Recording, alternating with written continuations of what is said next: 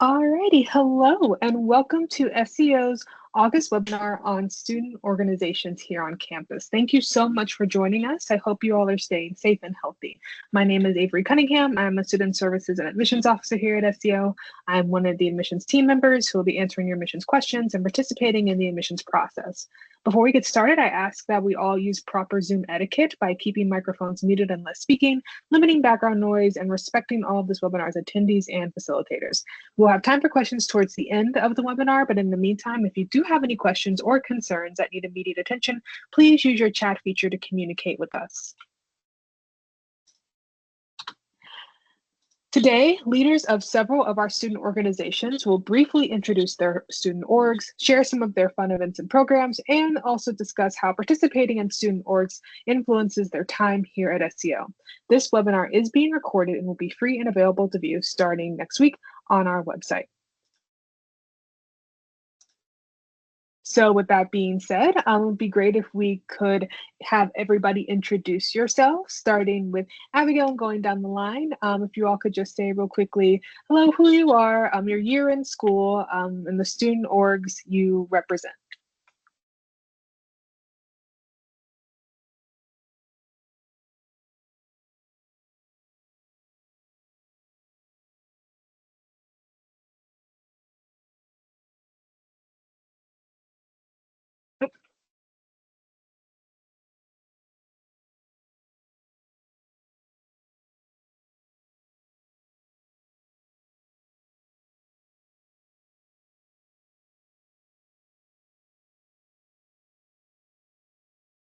And then I think, did Abigail share?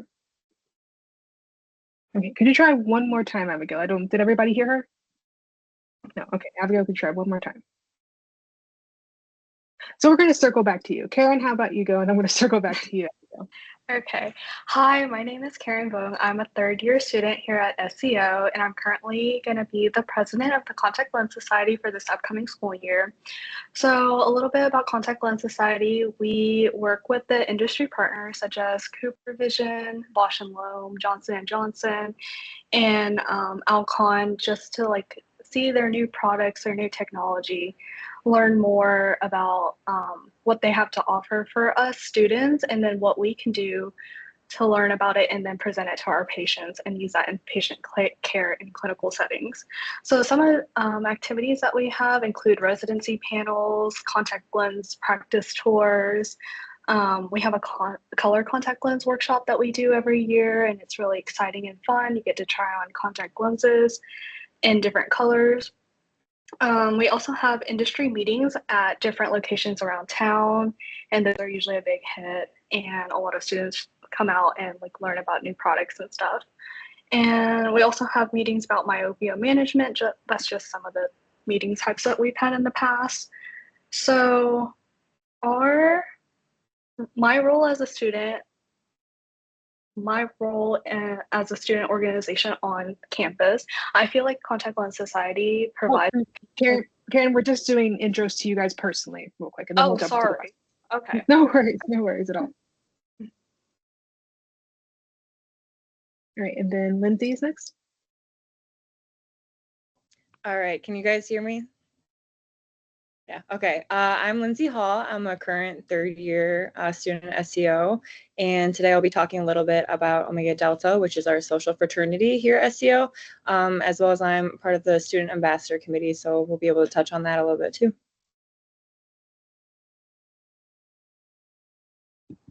Hi, I'm Anya Mendonça. I'm a third year as well, and I am the president of the Private Practice Club.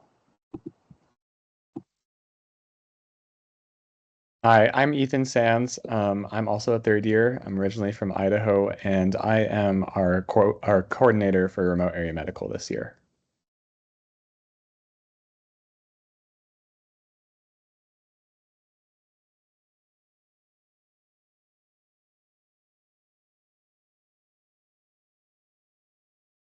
And then Hina, go ahead.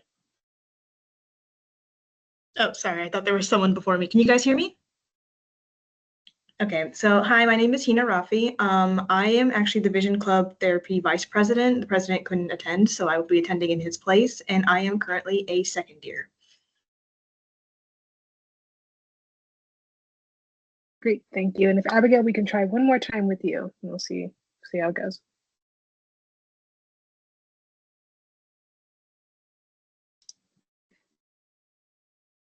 No, still can't hear you, I'm afraid. We're going to circle back to her, and we're going to keep going, and we'll circle back around. Alrighty, Actually, Avery, sorry, Abby can come. She's right here. She's my roommate, so. Okay, that works out.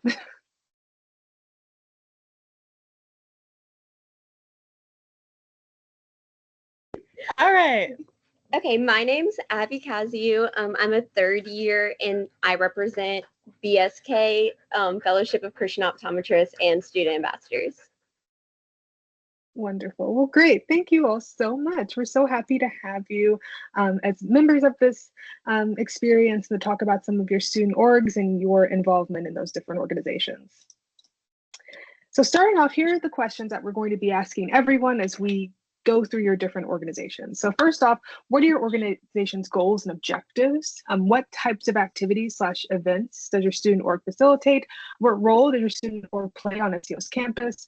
How did your student org get started, or how has it changed or grown over the years? What are the requirements for membership in your student org? How did your student org benefit your optometry education? And why did you personally get involved in this student org?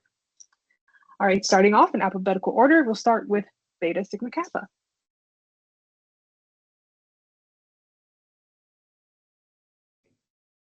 Okay, so Beta Sigma Kappa is a national honor society.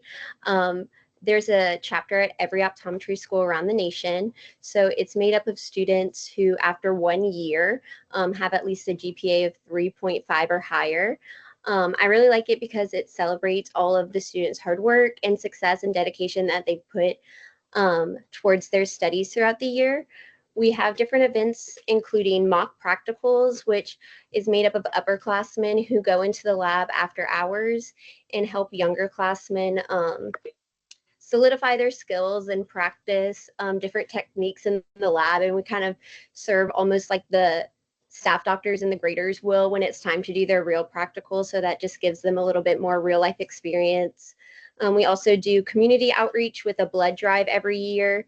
So that's super fun. And then we have a ceremony in each fall to celebrate all of our new members and inductees into the program.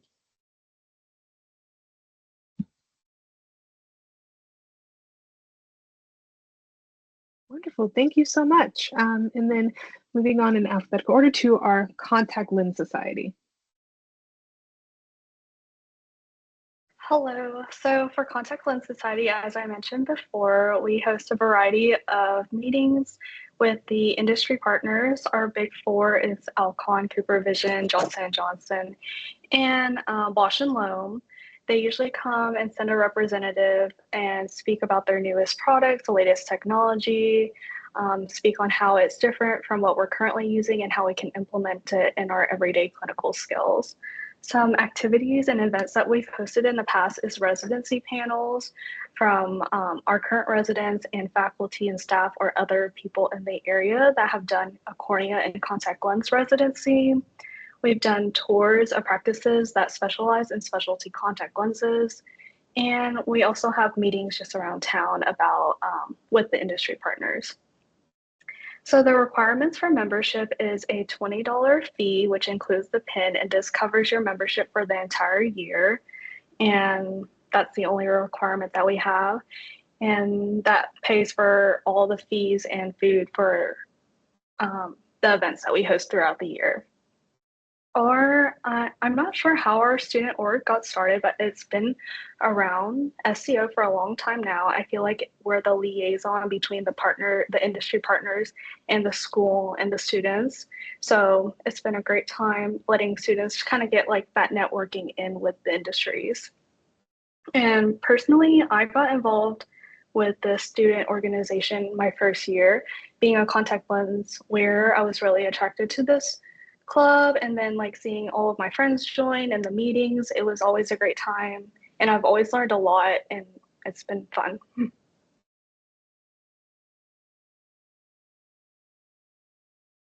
Wonderful. Okay, let's hear a little bit about the Fellowship of Christian Optometrists. Okay, so the Fellowship of Christian Optometrists is an organization that is made up of all of the different Christian religions that come together. We're a member of the CMDA, which is the Christian Medical and Dental Association, which is our larger organization, which is just for all medical professional schools to come together. So anyone is able to join who wants to. So we do have dues. It's like $15 each year. And then some activities we do is we have monthly meetings. So at those, we may have a different guest speaker who talks about keeping your faith at the heart of your practice. Or we do every Christmas, we do Operation Christmas Child. So we package boxes to send to kids for Christmas. And then we also have Bible studies. So in the mornings, we'll meet. We have a women's Bible study, and then we just have a general Bible study for everyone. And then that one picture is from actually our women's Bible study got together for like an Easter potluck and egg dyeing event. So that was super fun. And then every year in May, we go on a mission trip. We usually go somewhere in Central or South America. So last year we went to Costa Rica, and the year before we went to Belize. And on those trips, we provide medical care. So we bring a bunch of glasses and medical services and do full eye exams from start to finish for the local community. And then we also do outreach, such as like playing with the kids in the afternoon, kids ministry, or distributing food. So, yeah.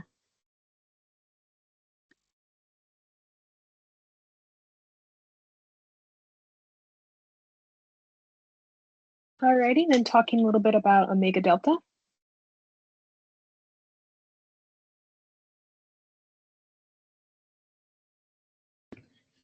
Alrighty, so Omega Delta is actually our social fraternity chapter. It is welcome for anybody to join. I'm not fully convinced on if I know on how it got started or not, but I do know that a lot of members of our faculty were actually Omega Delta presidents themselves, which is kind of cool. It's not at every single optometry school, so it's not something you might have heard of, but like I said before, it's welcome for anyone to join. You kind of pay dues at the beginning of the semester, or if you decide later on you want to do them, you absolutely can. We have tons of events that members and non-members go to. As you can kind of see, we have a float trip, that's our big event of the fall, as well as a Halloween party where you kind of get to see everybody really dress up and show out for. We also have events such as Jersey Party, and we do an eyeball after party, which is an event in the spring that we have, which is kind of like a glorified prom, I would say, for grad students. It's really fun. Like I mentioned, the dues, they kind of range. Your first year, they're about $40, and then they go down as you progress through your years here at SCO. They get you discounted tickets for any events we have, for drinks or snacks, things like that. Our goals organization really is just to have like an escape from optometry school and all the studies. So it's a little bit different than all of the other clubs where you're honing in on something special that you kind of want to get more knowledge from. This is more just an opportunity to meet more members of your class and to get to know the members of other classes.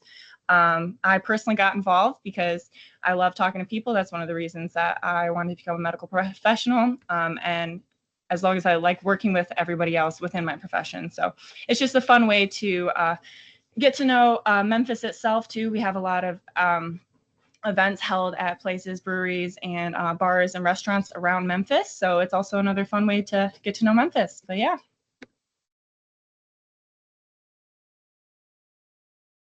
Wonderful, thank you. And then a little bit about Optometry Private Practice Club.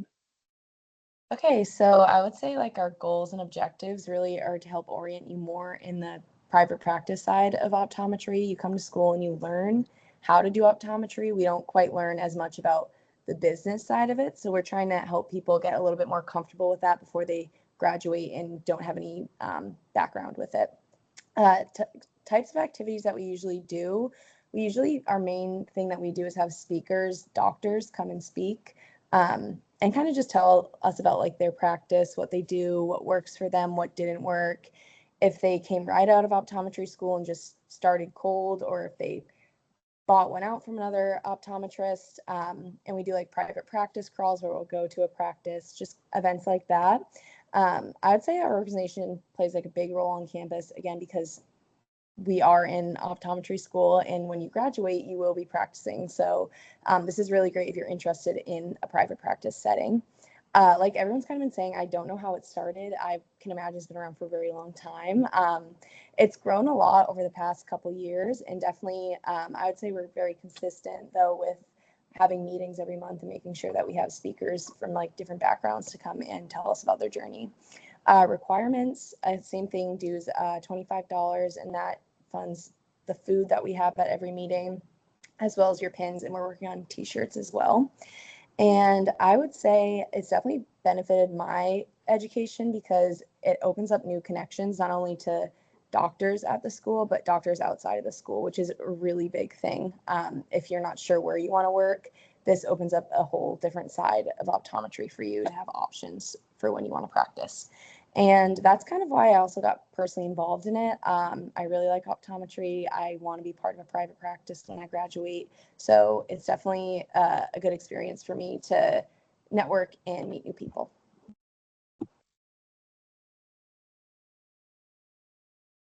All right, thank you. And then a little bit about remote area medical. Alrighty, so I am the current coordinator for remote area medical for SCO. So I actually do know how remote area medical got started. It was in like 1985, and I feel like the founder's name was Stan Brock, but you guys can fact check me on that. Anyway, what remote area medical does is they provide free medical, dental, and vision care for people, regardless of background and ability to pay, so there's no fee. They do pop-up clinics around the country, and they really focus on rural and underserved areas. And so that's their goal, is to be able to provide healthcare. To date, they've provided almost 1 million patients with free healthcare. So that's pretty cool. We get to go to different events. We try and go once a semester at least. This semester, we're looking at 2 or 3, fingers crossed. So we're trying to increase the amount that we go to. But for example, our next trip is going to be in the end of September, and we'll take a handful of students, probably 10 or 12, and a faculty member or two and staff. Sometimes we take optical staff as well, and we'll go to these clinics for a weekend. And from about 6 a.m. to 4 p.m., we provide comprehensive eye exams. The clinics also have full service dental and medical opportunities for patients to come through. And we let students from every year, so first, second, third, or fourth. It could be your second semester in school. It could be your second week in school. There's opportunities for everybody to help out and provide care. We do the comprehensive exams. They're able to give people glasses prescriptions if they need. If they are single vision or bifocal, they can usually get them same day, depending on what's available. If not, we mail them to them. We can also get them referrals to specialties. If we find like glaucoma or diabetic complications, we can refer them to a doctor in their area, or if they need surgical consults and things like that. So that's been really fun. We are able to recruit students. We don't have any membership requirements per se. We aren't like an official club. We just coordinate with remote area medical there around the country, and I talk to some of their people every semester, and we figure out ways that SCO can participate, and send out a big email for students to gauge interest, and it's almost like a lottery. We try and give everybody as many opportunities as we can. Usually we are able to go and provide things, and you only have to pay for like our gas or our food. Sometimes they'll cover that for us. It kind of just depends on how close we are. But yeah, so I started my first year. I went with Karen, actually. We went to Knoxville for the weekend. We got to skip class a little bit early, if I remember right, or lab at least. I think I got out of lab. And we went, and it's a lot of work, but it's really good experience. You get to see a lot of real life stuff. Last year, during my second year, we went on a trip, and we got to do a lot of things, skills that we were learning in lab, and it really prepared me. I felt very prepared when I got into clinic and started seeing real patients in Memphis, because I got to see those patients in Knoxville and in some of these clinics that we were at. And it's just a great environment. Everyone's there to help. There are doctors from all over the country, and our staff, and everyone's just there. Patients are also great. So it's kind of how I got involved, and it's just been a really good experience to give back. I grew up in a really rural and underserved area, and it's been a great opportunity to help get involved in those communities again. Wonderful, thank you. And then we have a couple of student ambassadors who are on representing different organizations. So for our student ambassadors, if one or both of you want to talk real quickly about your experience as student ambassador. Hi, yeah, so Lindsay and Abby here again. We're both ambassadors. We're third-year ambassadors. We kind of got involved in the club, I would say, by being able to interact with everybody else before us. So a student ambassador is the first person you see when you kind of come into SEO. Like, they kind of give you your first experience. You get tours from ambassadors, and I feel like seeing friendly faces when I came to SEO, remembering those people who gave me my same tour kind of was encouraging. So that's one of the reasons I wanted to become an ambassador. Yeah, I feel like being an ambassador gives you a good opportunity to share a lot about why you love the school so much with the next generation of students that are coming either for interview days or even like high school prospective students that are even just considering the profession. You really get to share what you love about optometry and what you love about SEO. And then it also provides a lot of good networking opportunities throughout the year. We work a lot of events like homecoming when all of the alumni come back to campus, or housing fair when all of the first year students are coming and they're super excited to pick out where they're going to live for the next 4 years, and orientation. So you just get to play like a little role in a lot of the events throughout the year that are like super memorable for either the incoming class or alumni who are coming back to remember their time at SCO. Yeah, and it's a little bit different than the other clubs in the sense that it's a club that you join later on once you've already began school. It is based off of interviews, and you have to maintain a minimum GPA your first semester. I believe there's 10 per class, and they're try to be very representative of the entire SEO student population. So we have students from all over across the country as just to represent our population, since I know the incoming class, I think, has like 39 different states that it represents. So it's a little bit different in that sense that it's an interview process, but it's definitely worthwhile. And I've enjoyed every second of it and getting to know some of the prospective students as well as incoming students before they actually come to SEO. Wonderful, thank you both. And then our SWOSH representative is unable to participate today. She ended up being held up in clinic. Oh, are you here? I'm here. Marvelous. Sorry. Wonderful. Yay. Surprise appearance. Okay, wonderful. Well then, yes, if you want to talk a little bit about your organization's goals and objectives, your activities, the role you all play on campus, how your org got started, some of the requirements for membership, and then, why you personally decided to get involved in SWOSH. Absolutely. So we're SPOSH, Student Volunteers in Optometric Service to Humanity. And basically what we do is we spend the entire, work a little bit like FCO. I don't know if they've spoken or not, but we spend the entire year getting ready to go on a trip to either Central or South America, and where we go and we give eye exams, we give out glasses, and we refer people who need things that are beyond the scope of what we can do when we're only there for a little bit of time. Certain requirements are just things that we do in order to get ready to the trip. So there's fundraising things, and then we do give out hundreds of pairs of glasses when we're there for the week. So also just going through and getting those glasses ready and clean to give out to people, as well as just getting other equipment ready for going out there and where we're going. Our involvement on campus is just a little bit smaller than others. We do have a bake sale that we do. We try to do it twice a year, once during like CE and homecoming, and another one in the spring, but sometimes that just doesn't happen. It depends on the availability of our members. And then we also do a silent auction with CE, and then just any events where we can help out. So in previous years for Eyeball, we've done like carpooling scenarios, or for Residence Weekend over the summer, we also do carpooling for that. And yeah, we're a sector off of VOSH, again, Volunteers in Optometric Service to Humanity.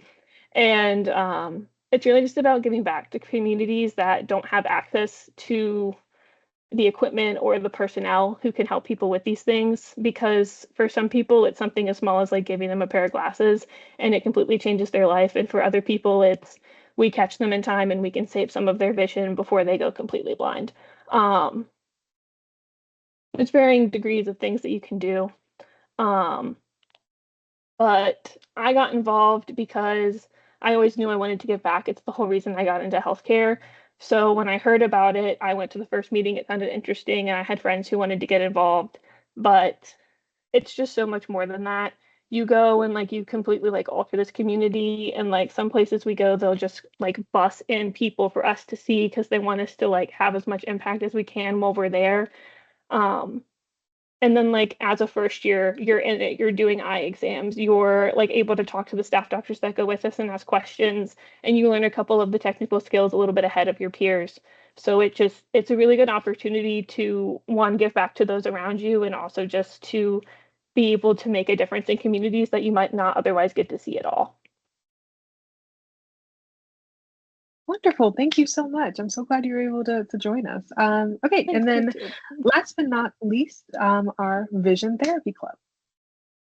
Hi, so I'm here to talk to you guys about Vision Therapy Club. So essentially our objective is to kind of expose more students to vision therapy and the needs of the population who need vision therapy. So the type of events that you're seeing right here is our biggest event is the Vision Therapy Olympics, where a lot of the students, I think from all levels, can actually come out and like play these games basically, and they get credit towards their classes, but it also helps you engage, like be in the mind of the patient and experience what they're experiencing in some extent.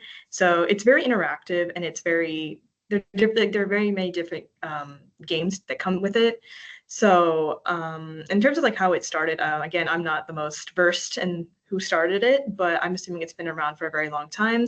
We also have a lot of meetings, and a lot of meetings allowing us to meet with a lot of panelists and a lot of doctors who are in the field. And I think it's a great experience for you to, like, if you want to like learn more about vision therapy or how to like learn about certain clinical practices involving vision therapy, it's the best way to do it because you can like talk to doctors, ask them like questions, even as a student.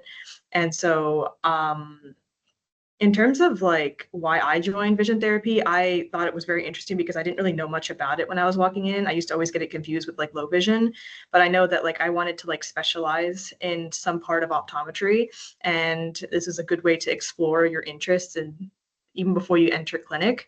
And I feel like it's so helpful for me to kind of like know more about each subdivision of optometry. And vision therapy is one of those clubs that I was always like, oh, this is really cool. Like, there's a lot of games, a lot of like cool aspects to it. So I'm like I'm a gamey kind of person. So like seeing all these games and being able to help organize this and like so that everyone else can also play these games, I think it's very, very interactive, and I really, really enjoy that. And in terms of how it benefits our organization, I think we also have these PEDS pack fundraisers. So you could be like a first year and not even have peds until second year, but we sell these like little packs that basically have like little tools that you can use. So when you do school screenings, or even maybe even use it in clinic, they will kind of help you, I guess, like in terms of like it makes it more easier for you, but also it's like it kind of gives you the experience ahead of time. And also it's vision therapy also helped me in terms of like I haven't gone to clinic yet since I'm a second year. But I feel like these clubs actually help you kind of like put you in the world of vision therapy before you even enter clinic and before you even interact with patients. And I feel like it's a good experience. Great. Thank you all so much for sharing such great information about your many different and wonderful student organizations. Now, before we open up to questions from the whole of our attendees, I do have one last question off the cuff for all of you.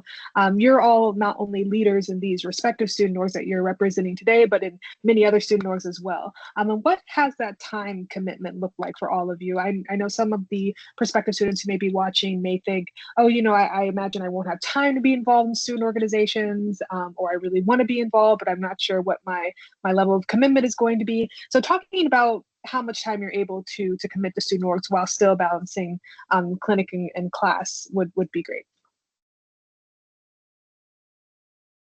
And if we want to just start like on the screen, start with Abigail and go all the way across, and that would be great. Yeah, I would think in general, being in student orgs is very manageable as a student, as just a general member. In most of the student organizations, it's very up to you once you join. If there's a meeting and you have a super busy week or a practical or something the next day, there's no like fine or negative anything that happens to you if you're unable to attend the meeting. Most club meetings do have dinner, so you're probably going to take some time out of your day to eat anyway, so kind of kill two birds with one stone. If you do want to take on like a leadership role or an executive role, that does take up a little more time, but I still think it's super manageable. It's a lot of like emails or coordinating with the rest of your team, but just about all of the clubs have an executive team, so it's not just one person. So I think if y'all all work together and kind of you can plan things out at the beginning of the semester, it makes it all super manageable.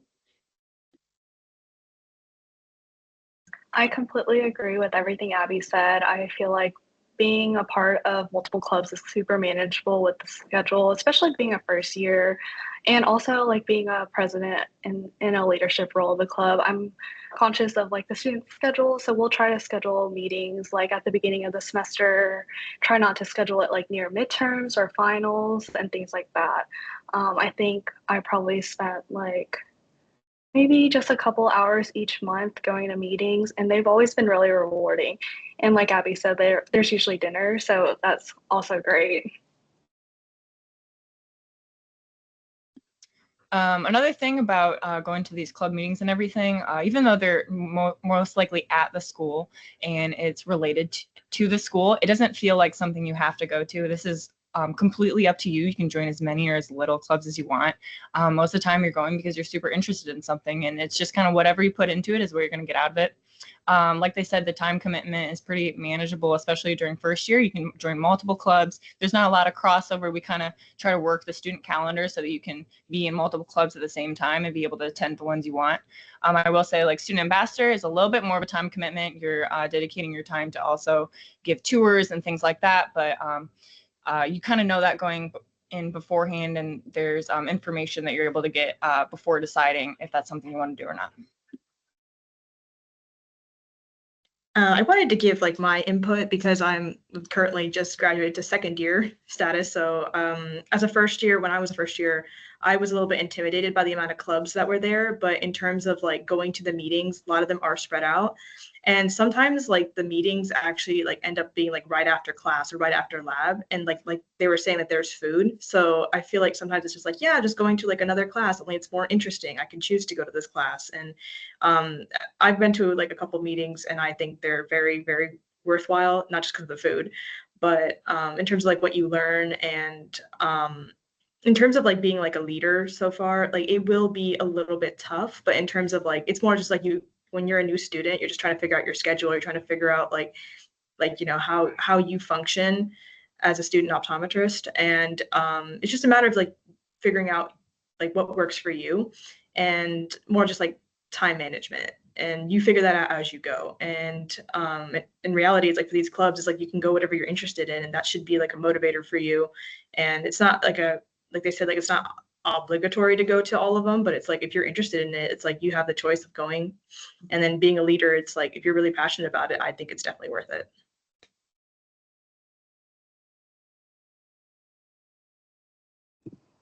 That's pretty much what everyone says. It's about right. You get out what you put into it. So yeah, you go you go to what you can, and what you can't go to, it's okay. Usually someone could always give you a rundown, or sometimes they even send out meeting minutes. So it's basically like whatever you can make work for yourself. I also wanted to say that there are clubs that exist that aren't like optometry focused. I know we have Omega Delta here, but like my roommate and his friend, they started a run club. So we meet every Saturday near where a lot of students live, and we run or walk. Depends on what group you want to go with. We have different levels. It's every Saturday for about half an hour to an hour. We also have intramurals where you can play sports. And so sometimes balancing the clubs doesn't feel like it's a lot more school. As far as RAM goes, we try and make sure that like with our trips, we schedule them after midterms, not before, or when there's not other events conflicting. And it, like everyone else said, you kind of just can pick and choose what you go to. My first year, I didn't pay any dues for like any clubs, but I went to a lot of meetings. I just didn't eat the dinner because I felt bad, or take any of like the stuff they were giving out. But it really helped me. Just nobody. it's like, oh, you can't go to that club meeting if you're interested. Or sometimes they would have an RSVP form where like if you aren't a member, you can pay $5 or $10 to help pay for the food or the event that was going on. So there are lots of options to be able to kind of fill in your calendar with what you feel like you can or can't do.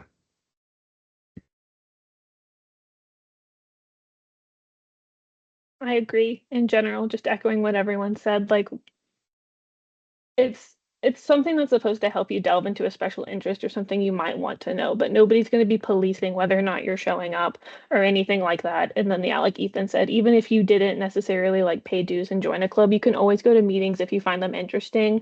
Most of them send them out through SGA, so they go to the entire student body anyways, just in case it can catch something that you're interested in. For SFOSH, it is a little bit more of a time commitment, but just because of the requirements as far as getting things ready for the trip and having fundraising hours and stuff due. But it's really flexible.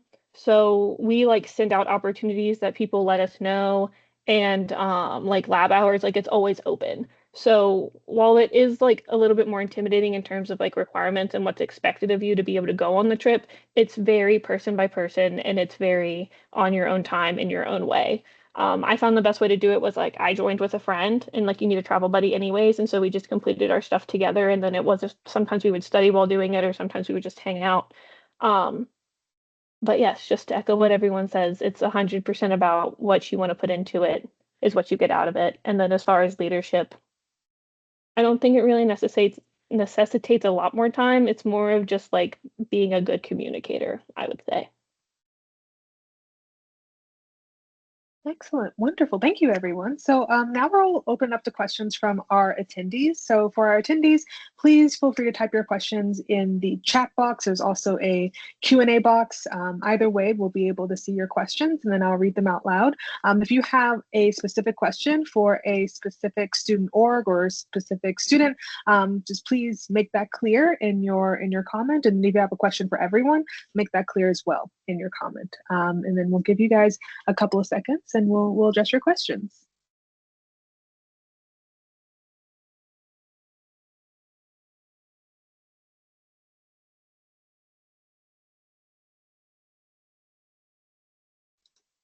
And then while we're waiting for some questions, does anybody want to share real quickly something that they wish they knew about student orgs or student involvement before applying to SCO or matriculating to SCO?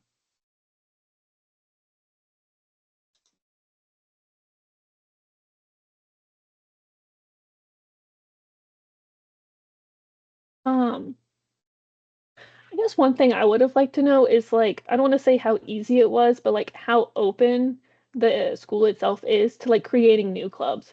Because like Ethan said, like they started the run club, but like I want to say we also expanded intramurals. Like people in our class like got more sports involved in everything. Like if there's something that you have a special interest in and you want to like start a club, as long as you can find a faculty member, which you most likely can, like you can basically do anything that you want to do as far as the club goes. Great, thank you. And then we have our first question for remote area medical. What are some of the rural areas you travel to? Is it exclusively in Tennessee or do you go around the region? So that is a great question and one that we've been talking about as the coordinator and our faculty advisor, Dr. Sparrow. Right now, it kind of depends on how we are licensed. So Remote Area Medical RAM makes all students who are providing medical, dental, and vision services have a preceptor doctor with them. So that could be someone from one of our extern sites is technically adjunct faculty. So if we have someone in the area that can serve as our preceptor, or we have to take a faculty member with us. Because most of our faculty are licensed in Tennessee, we generally stick to Tennessee. Our upcoming trip is in Sparta, Tennessee. We've also done trips in Knoxville. We have one in Memphis that is coming up in December, which is during finals, so we're not sure how much we're going to be able to participate with that. Usually it stays around here. Sometimes there are cases where we can take a preceptor with us that's not licensed in the state, and we have a local doctor who is licensed, who is there, who's willing to sign off. We just have to have our faculty member approve whatever we've done. So whatever diagnosis or refraction or anything like that, they have to basically sign off, and then someone with the license has to sign off for us. Sometimes we do have faculty that are licensed like in Kentucky or Alabama. But it's a little bit tricky for us to get the faculty with the RAMS requirements on that for preceptors. So usually we stay in Tennessee, but we're trying to expand a little bit more. We are looking at an event in the Panhandle of Florida and one in Kentucky this year, but those are going to be dependent on if we can get people who can sign off those charts for us and are licensed to do all of that. Does that answer your question?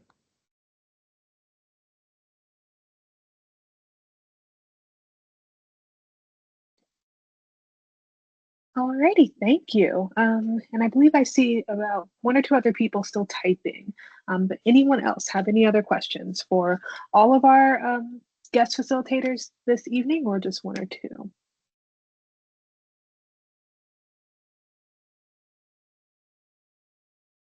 Alrighty, then a question, what are everyone's plans after they graduate? Like, do you guys want to own your own practice or specialize in anything? How will these clubs follow, or excuse me, how will these clubs affect your life outside of school?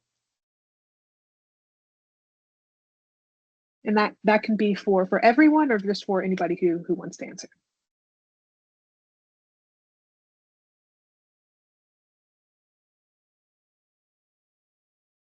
I can answer.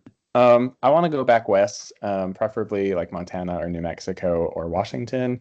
I like serving in the rural, underserved communities. I'm thinking about doing a residency with Indian Health Services as well, but we'll still figure it out. I got to get through boards and fourth year and third year and everything first.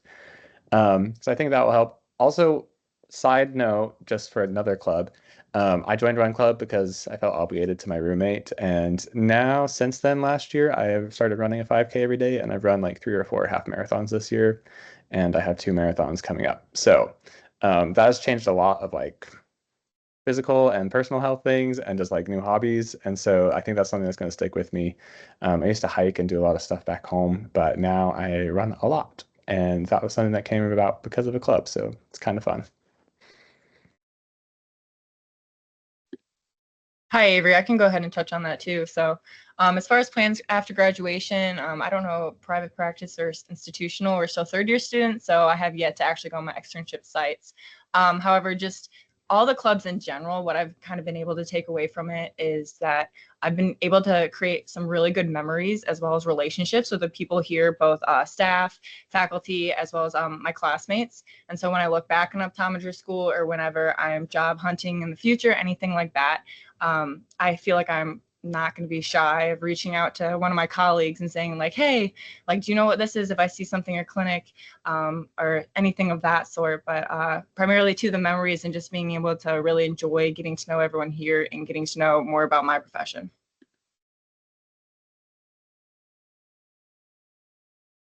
I also have something I can add, which I'm going to talk about private practice, so maybe I should talk about my own club. My club's great. I plan to continue to like participate in trips and everything. Like following graduation, it's something that I'd be interested in doing at least every couple of years, if not every year.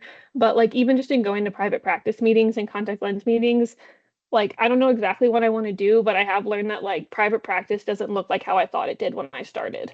Like I can have a private practice that still has specialties in certain areas, and it can basically look however I want it to, depending on if I want to start my own or if I want to join a private practice that already exists and just expand it in a certain direction as long as it's okay with that person. So I don't know exactly what I want to do, but it gave me more options when I wanted less. So, that's always a plus.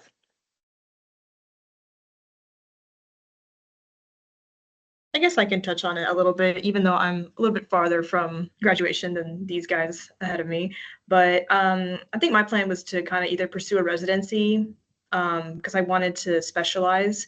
And so these clubs kind of gave me like doorways into that and exploring more of these fields. And not to mention that it's good for networking, but also talking to like other doctors and like hearing their experiences, hearing their clinical experiences.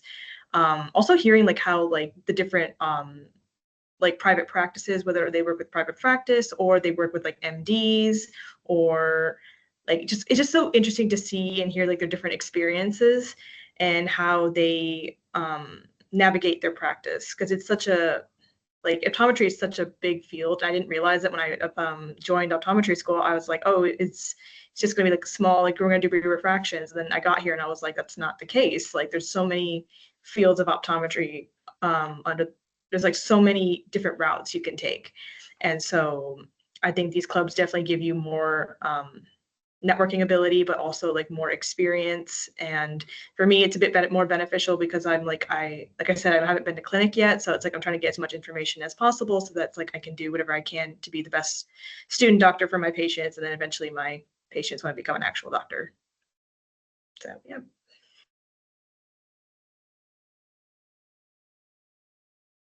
Great, thank you all so much. Okay, Lynn, any last questions from our attendees?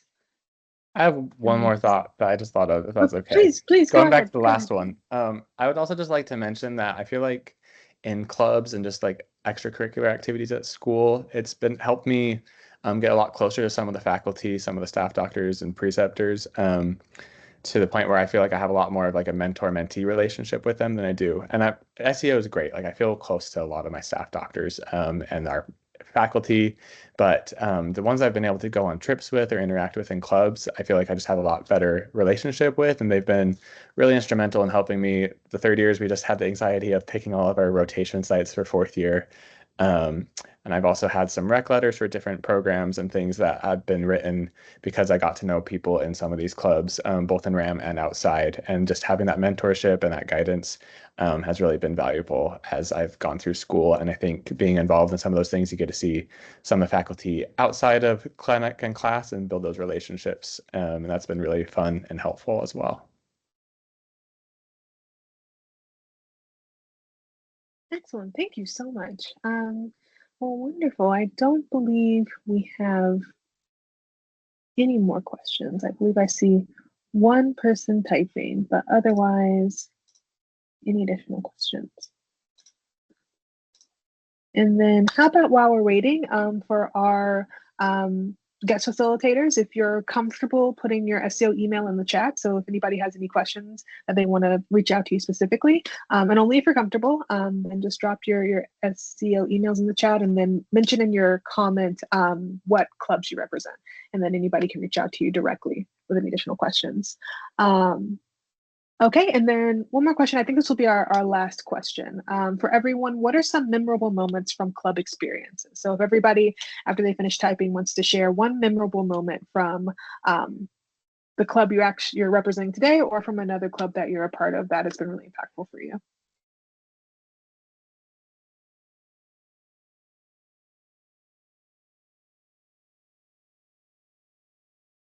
I can go first.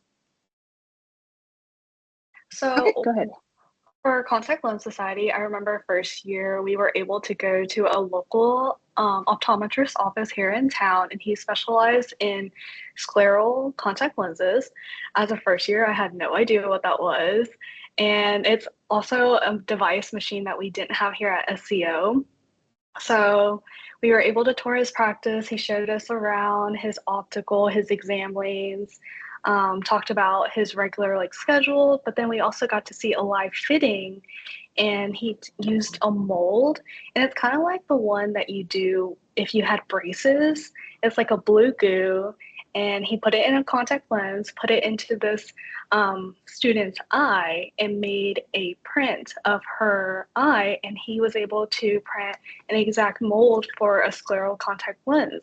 And I remember thinking, like, this is so cool. And I was like, I want to do this one day, or at least try it out. So hopefully we're going to get that again as a meeting in Contact Lens this year, but that was one of the most memorable experiences from Contact Lens Society that I remember.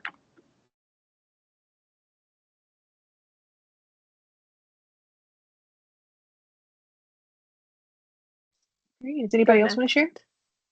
I'll go next.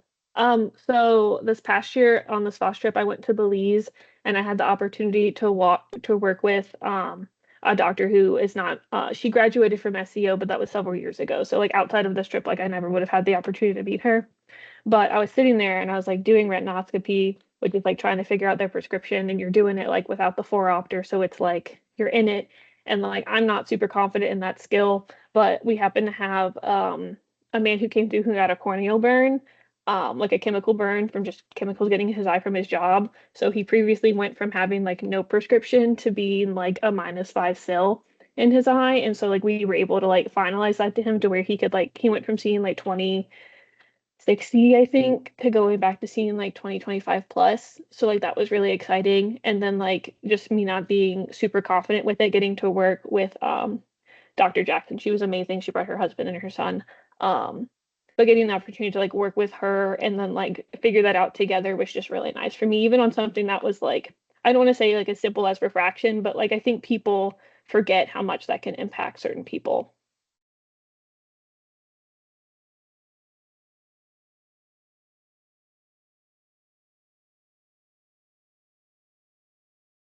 Anyone else want to share? I can share. I think my most memorable event that we do every year is Operation Christmas Child, which we do it around November. And all of our members donate different little toys or like coloring books, crayons, or even like toothbrushes, toothpaste, that sort of thing. And we pack up little shoe boxes to send off to kids around the US or even in other countries to have as their Christmas gift for some underprivileged kids who may not get a Christmas gift otherwise. So we always play Christmas music and maybe put up like a video of a fireplace in the back, and we usually have sweets and hot chocolate. So it's just super fun to all get together and do that for the little kids and get in the Christmas spirit every year.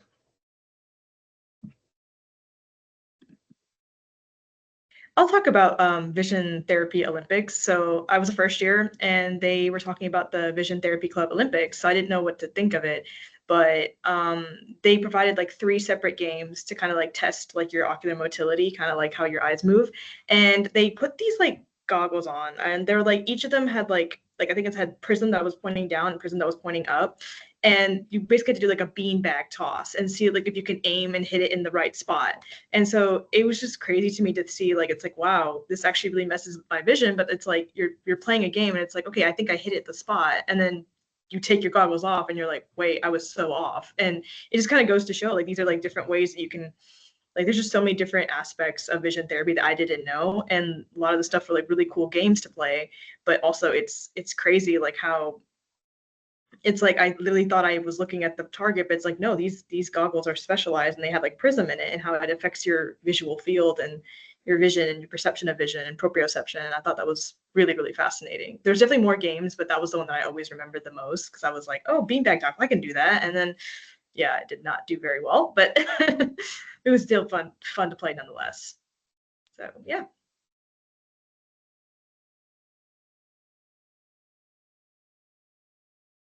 Alrighty. My first time ever stepping foot in a Buc-ee's was on a Ram trip, and that was pretty life-changing. So, you never know.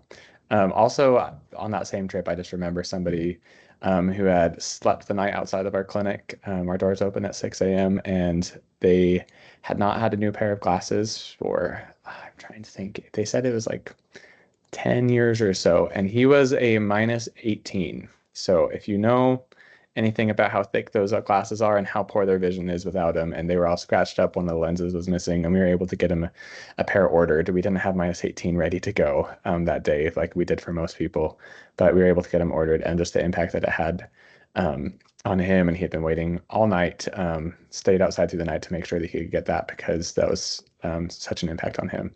So that was another memory. But